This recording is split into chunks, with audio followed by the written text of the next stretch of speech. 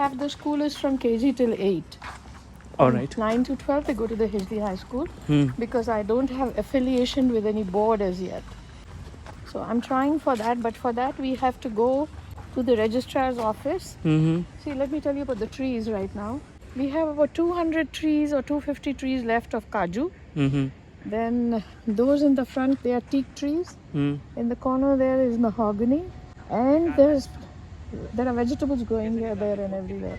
All right. Now, Organic. Almost, yeah, all organic.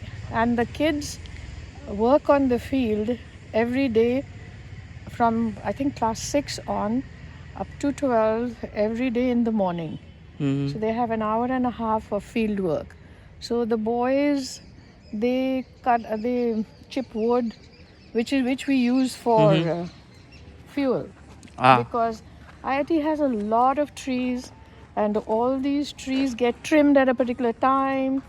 So instead of getting that wood thrown back there, we use it as fuel. Our own trees, we planted about 2,500 trees. All these trees that you see around, they have all been planted by us. Okay. 28 years ago. And of course, some have fallen down due to bad weather. Now here we have, what do you call it, jamun. That is kamrak. This is kamrak. This is karonda. That side is, what do you call that, grapefruit. Grapefruit. And then we have mangoes galore. This is, what do they call it? This is a beautiful, very beautiful leaves. This is what is chalta. That's chalta. And then all over we have mango trees, guava trees, lychee trees. So all these trees, of course the children don't let the fruits grow to their normal size. They consume them before that. But anyway, it's for them. Right. So that's the story of the garden here. And this side is the boys' boarding and the school. And that side is the girls' boarding and the kitchen. So the food is cooked there, and then on a trolley it is brought here, where we have a dining hall for boys and girls. Okay. This is our pump room. We have our own water, but IIT also gives us water. All right. But very unreliable, sometimes on, sometimes off. We get power from them. And we are thinking of putting solar panels on this building so that we can reduce our electricity cost. And at the back there is a compost pit. So all the food and all the vegetable peelings and whatever is left over, it goes into those compost. For tiffin we have sattu, moodi, then we have suji, then we also have chide, but they have eggs. But milk is every day in the morning they get milk, which I'm very, very proud of. And then for lunch, it's usually dal, vegetable and rice.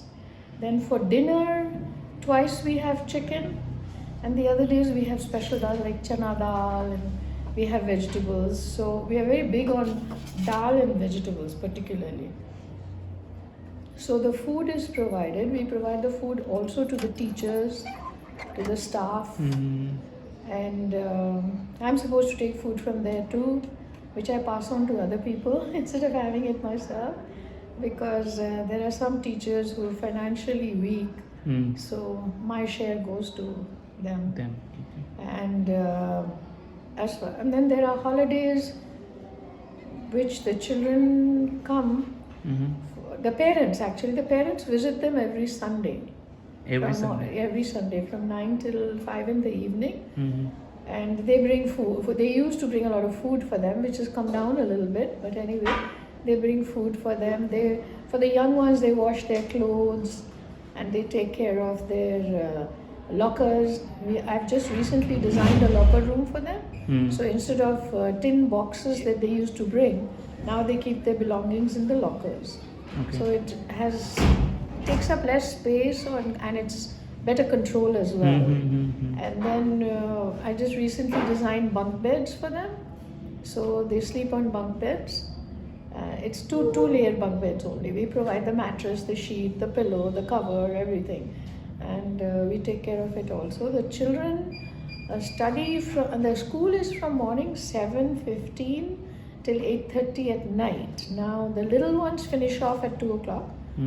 And then they actually throughout the day they have something or the other. Like every child has a game period, every class has a game period, every class has a library period. They have art also. Oh, so interspersed they have that. And the little ones, they go to bed.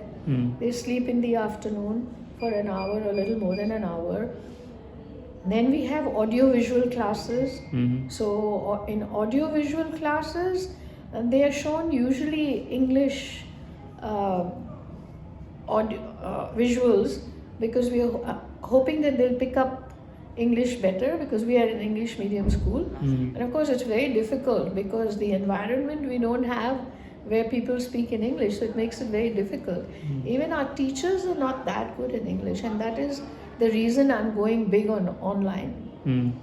So we have these classes, and then the children that go to the Hijli High School, they don't really get a lot of what should I say, teaching there. So we do some tuition work, we call it. So we have tuitions. So in the morning and in the evening there is tuition. For our own kids we have yoga for the little ones, and there is what I call supervised learning. So what they do is they sit in the class and there is a teacher walking around and seeing that they're doing their homework. So the homework teacher in the evening is connected with the day teachers. They have a khata. If there's anything wrong or some child is not learning, then they let the teacher, the evening teacher, know that. So that is how we are playing the role of the parents at home for the day scholars. Of course, we don't have any day scholars. It's a fully residential school because it's a bit outside, and then for people to come in and go out would be a little difficult from far off. So they are the children here are from a radius of about 50 or 60 kilometers, and it's all done by word of mouth. We have not been advertising much. I've been a little shy of advertising, so there isn't much advertising happening. And we admit children by lottery.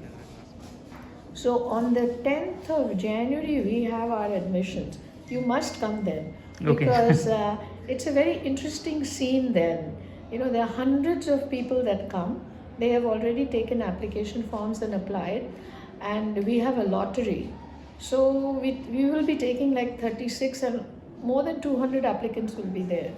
So while it's a very heartwarming scene, because the children who got admission hopefully have a brighter future, at the same time it's very disheartening also, because Dinesh, I think we have failed as a nation not being able to provide all the children with quality education. Correct. So the children who don't get the admission, it's very heartbreaking. They come, they fall at my feet, they beg, they say, just one more person, and I have to explain to them that there are many one more persons.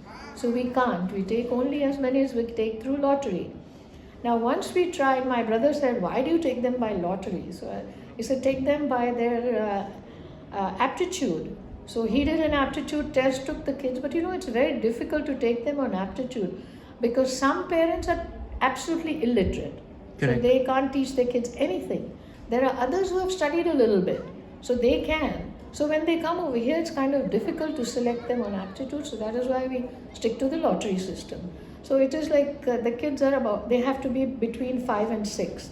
Even a day later we don't take, because it would make it very difficult where to really put the cutoff date. So 5 to 6 we take them in what they call the pre-primary.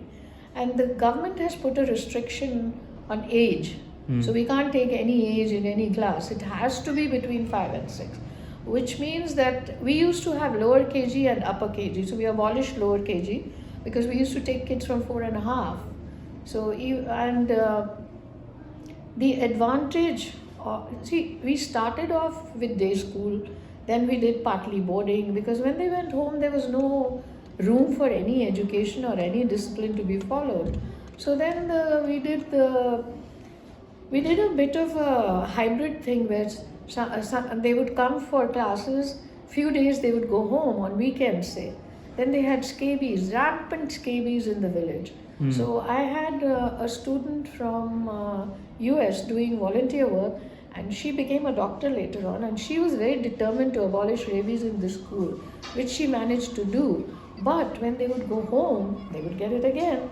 So that's what, not that, that wasn't the only reason, and also for other reasons of being able to maintain the discipline and teaching, we started doing full time.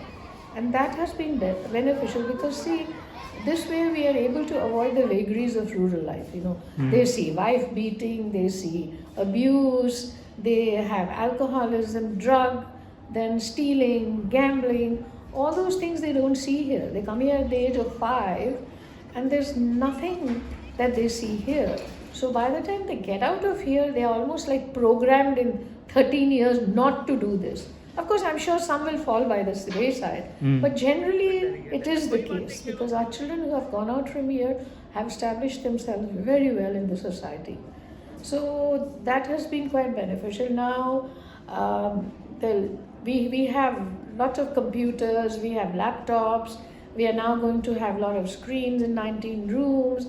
So there is a lot of emphasis now I'm laying on people teaching from outside, but there will be a teacher in the classroom to guide them. Maybe vernacular, maybe not. I don't know what we're going to do as yet. Okay, then we have extracurricular activities. We have singing, dancing, art and craft, and tabla. So the kids have to take at least 2 activities.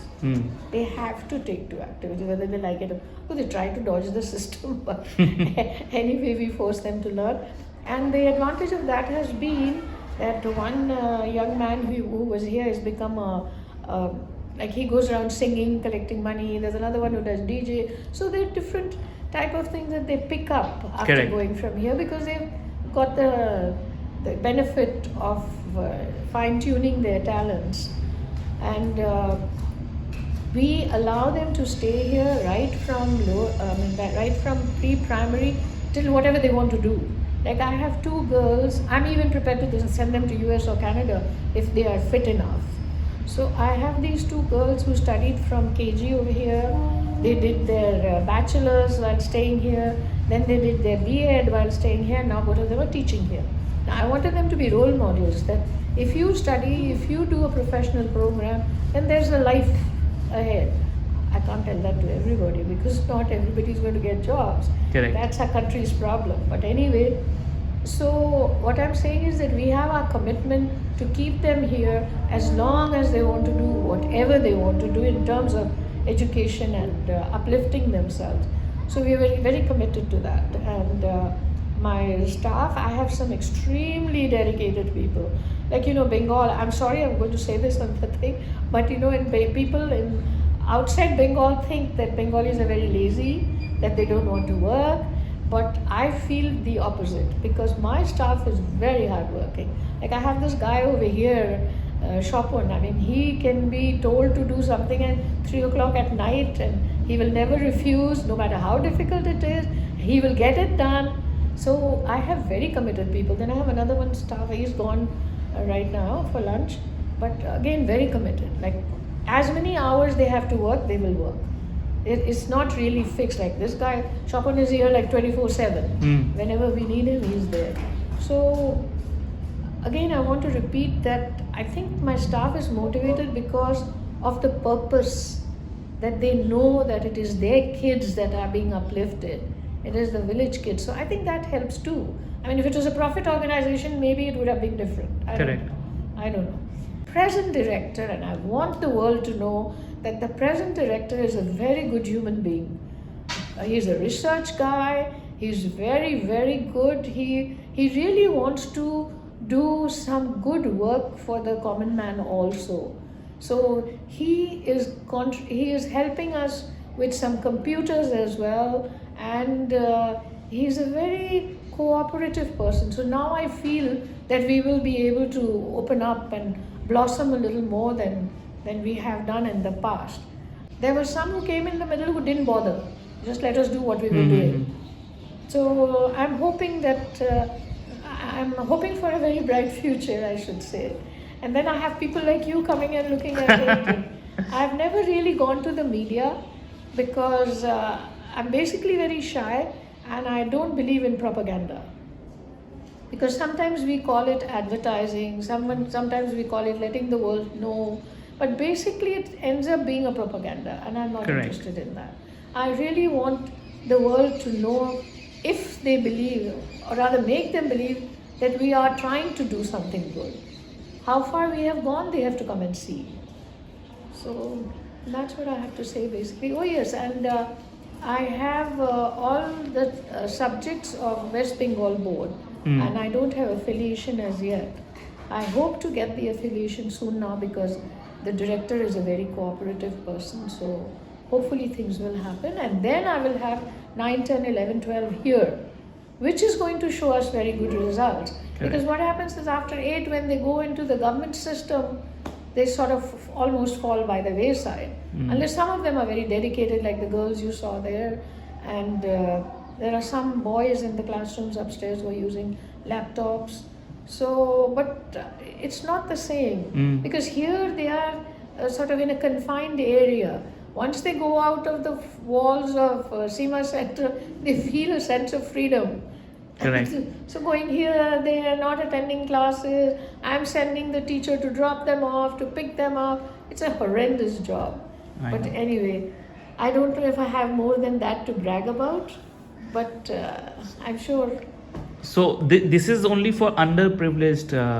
It's open to everybody. But mostly underprivileged students. Preferably, and mostly they are the ones that come. They are the ones. They are the ones that come. Yeah. So either they don't get proper education, like you said, their family is not so strong. Maybe they get into drugs and all those stuff. Usually this is what the scenario all over India, in the villages, right? Exactly, exactly. So in order to avoid that, Dinesh, I feel that the only answer is to have a residential school. Correct. Because then you protect them from the vagaries of rural life. Right. Because it's difficult to change the perspective of a grown-up adult. They will continue to do beat their wife, they beat the women, or do gambling, all those stuff. Exactly. It's difficult to change them. Exactly. But the kids, we can change the kids. Yeah, and also we can inculcate that culture in them, where there is no abuse here, there is no fighting here. So you will rarely find my kids fighting, rarely, because we have zero tolerance towards fighting. Correct. So it doesn't happen. Like even children fighting is rare. You should see them playing football. They're very fair, very fair. They will not be pushing or hitting or doing the wrong things. So it's just growing up together, living together, and a very strict and controlled environment, extremely disciplined, time-based.